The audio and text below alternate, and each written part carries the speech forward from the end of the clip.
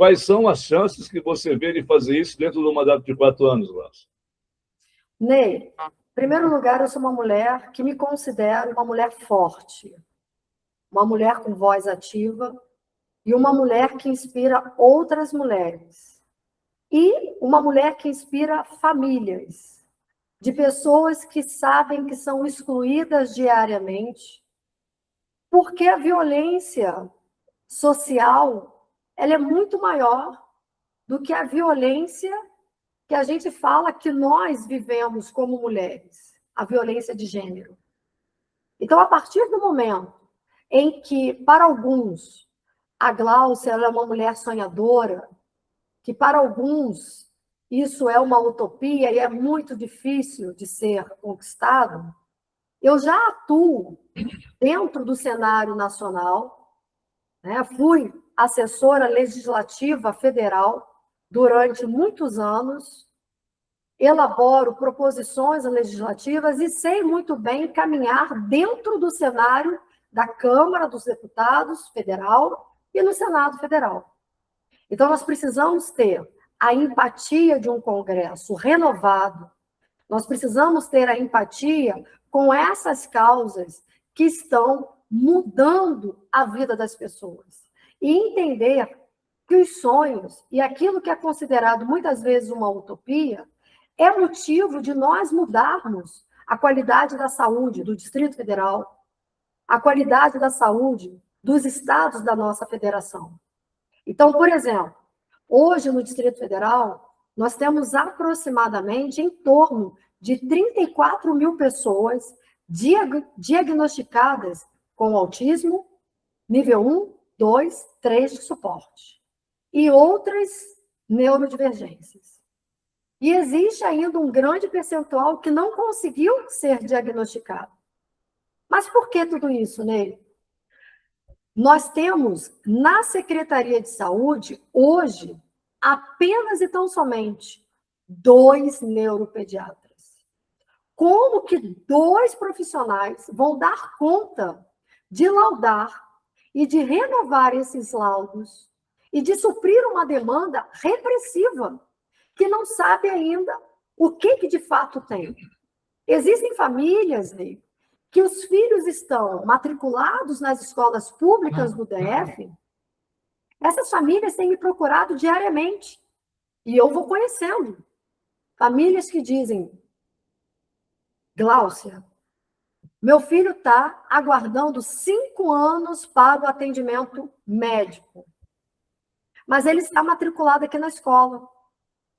Então, eu pergunto para todos que estão nos assistindo, qual é o nível educacional, qual é o método pedagógico da inclusão social, de fato, para que essas famílias possam se sentir protegidas pelo Estado. Então, é sobre isso, é cobrar, é exigir o que já existe e pontuar com a diferença de novas legislações, sabendo que através dessas dores é que novas legislações podem surgir e que políticas públicas que ainda não estão sendo colocadas na prática possam apoiar e formar a verdadeira rede de proteção para as famílias, não apenas para quem é diagnosticado. As dores, elas são latentes, como eu coloquei anteriormente. Mães, pais, praticando autoextermínio. E uma pergunta que não cala a vida dessas famílias. Se eu morrer, quem é que vai cuidar da minha filha ou do meu filho? É sobre isso que a gente precisa colocar para a sociedade o questionamento de uma conscientização que visa proteger um atendimento médico digno e condizente. Com profissionais, só para finalizar, Ney, com profissionais que, de fato, sejam colocados dentro da rede pública, ainda que o terceiro setor tenha que ser inserido em caráter imediato e haja uma parceria com o Estado, juntamente com Secretaria de Saúde, Secretaria de Educação, Secretaria de Segurança Pública, Secretaria de Desenvolvimento Social e Secretaria da Família. Você vê hoje, no Distrito Federal, que existem secretarias de governo que você não sabe o papel delas e que não protegem as famílias. Muito bem. Acho que a sua missão não é fácil, mas acho que a sua missão é possível. Vamos lá. Especialmente se puder caminhar de mãos dadas com as pessoas da rede de baixo, que é a rede da ponta, a rede que executa, né? Você vai estar numa rede que só propõe e manda fazer e nem sempre é obedecido para fazer, certo? Sim. Então, te desejo boa sorte nisso e espero que, a partir do dia 1º, hoje eu chamo de brincadeira, mas a partir do dia 1º eu quero chamá-la de Vossa Excelência. Ok? Não dia 1º, não. Dia 16. Não, dia 16 não. Vou lhe chamar de Vossa Excelência no dia 30 de setembro. É lá que você vai receber o seu título de Vossa Excelência, porque a partir do dia 1º você é só candidata, então ainda não é. É quase Vossa Excelência, mas o Vossa Excelência mesmo vai vir no dia 30, né, quando concluirmos as eleições, tá bom? Ney, eu quero colocar aqui uma situação que sempre me emociona, né? Eu aprendi dentro da minha casa a conviver e a entender a vida de uma pessoa atípica. Então, quando eu vi o meu enteado, ele falando, tia Gláucia, eu não consigo comer isso, eu não quero. E ele aprendendo aos poucos, né, a comer um sanduíche, a tomar um iogurte, a mudar, a tomar um picolé de uma marca que ele não conseguia, em decorrência da seletividade alimentar que ele tem. Então, isso me emociona.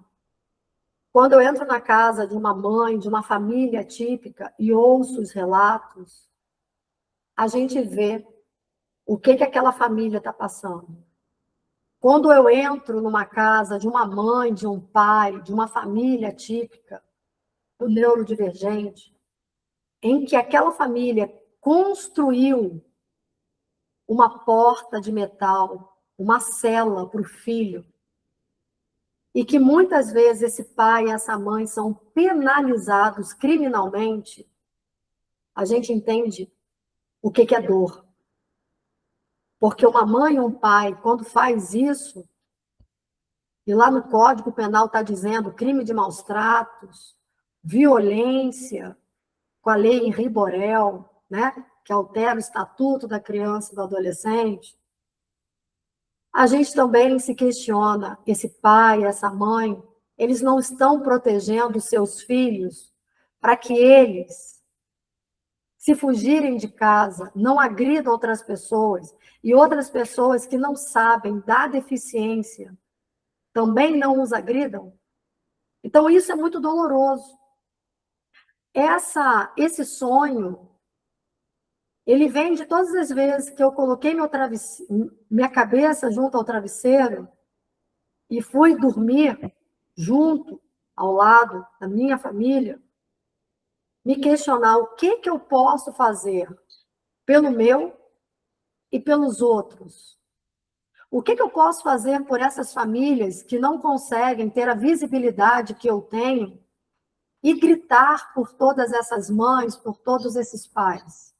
Lutar, falar, levantar bandeiras e dizer que eu quero, sim, um país melhor, eu quero, sim, cuidar dessas famílias, enaltecer essa luta e dizer que todas as mães, madrastas, pai, padrastos, avós, avós, tios, tias, irmãos, irmãos e amigos e amigas fazem uma corrente para proteger, apoiar e acolher. Quando você entra na casa de uma mãe e vê uma mãe com um braço, com uma mão que poderia ter sido decepado, porque o filho ou a filha de nível de suporte 3 mordeu com tanta força ou empurrou com muita força, caiu em cima de um vidro, da porta de vidro de um banheiro, será que quando chega a um hospital para ser socorrido, vai ter a consciência de que quem fez aquela lesão é uma pessoa com deficiência que precisa de cuidados? O Estado está cuidando de todos como deveria estar fazendo? Então, é sobre isso. É trazer políticas públicas, criar a Casa das Famílias Atípicas no Distrito Federal, fazer um contraturno dentro dessas casas das famílias atípicas, junto com o nosso pré-candidato, o governador Arruda, criar esse elo com secretarias de governo para poder acolher essas famílias e dizer para essas famílias: agora vocês têm médicos, agora vocês têm psicólogos, agora vocês terão um local terapêutico, não só para cuidar dos filhos e das filhas, mas um local para vocês também serem cuidados. E fazer com que essa família não fique peregrinando de um lugar para o outro, gastando aquilo que mal tem para sobreviver. O dinheiro de uma passagem, o gasto com uma alimentação fora de casa. E também com o desespero do que lhes falta. O que uma mãe, o que um pai é capaz de fazer para salvar, para buscar a ajuda para um filho ou uma filha assim diagnosticado, laudado? É sobre isso que precisamos pensar e trazer um respeito. Não é construir dentro de uma estação de metrô um equipamento público em que outras pessoas por lá transitam e que aflora sentimentos para uma criança, um adolescente atípico, barulhos. Então, nós precisamos criar métodos, um local específico, para que todos não fiquem caminhando e formando verdadeiros gargalhos dentro da área de saúde, impedindo que essa fila, a famosa fila de regulação, não ande. Porque é inadmissível que uma pessoa procure o Estado para lhe garantir um direito básico, que é a saúde. E isso eu ouvi recentemente. Glaucio, como você fala sobre um direito que nós precisamos buscar junto aos órgãos, se o direito primordial não é garantido? A saúde. Meu filho, minha filha, ainda não foi diagnosticado. Está 5, 6 anos numa fila. Então, como exigir dessa família um equilíbrio emocional? A saúde mental dessa mãe, desse pai, dessa família, está totalmente o quê? Em desarmonia. Porque quem deveria estar cuidando com mais carinho, com mais amor de quem precisa, também precisa ser cuidado. Então, é sobre isso, Ney, que a Gláucia do Arruda, junto com o governador Arruda, está pronta para liderar perante o Congresso Nacional, entrando juntamente nas comissões, como membro, Comissão de Saúde, Comissão da Assistência Social e Família, Comissão da Mulher, Comissão de Direitos Humanos, para garantir o que já existe e buscar trazer novos direitos para que recursos federais cheguem ao governo do Distrito Federal e, de fato, seja aplicado na construção daquilo que nós entendemos que é o correto, a criação das casas das famílias atípicas, para que políticas públicas cheguem, de fato, a essas pessoas. Ok. Muito obrigado pela tua presença, te desejo muita sorte. Mais que sorte, que você não se torne tímida diante dos obstáculos que vai encontrar. Sim. Que consiga superar todas essas batalhas para que possa ter mais orgulho de você e que essas pessoas que você agradeça por elas. Guardem gratidão em seus corações, tá bom? Olha, eu só agradeço, né? Quem me conhece sabe que eu sou um pouco tímida. Sou uma mulher muito forte, aguerrida, com uma voz muito firme, com um pulso firme. E você pode ter certeza, a Gláucia do Arruda, ela veio para fazer a diferença na vida da população do Distrito Federal. Não é cabível que a população não saiba quem são os 8 deputados federais que têm mandato hoje.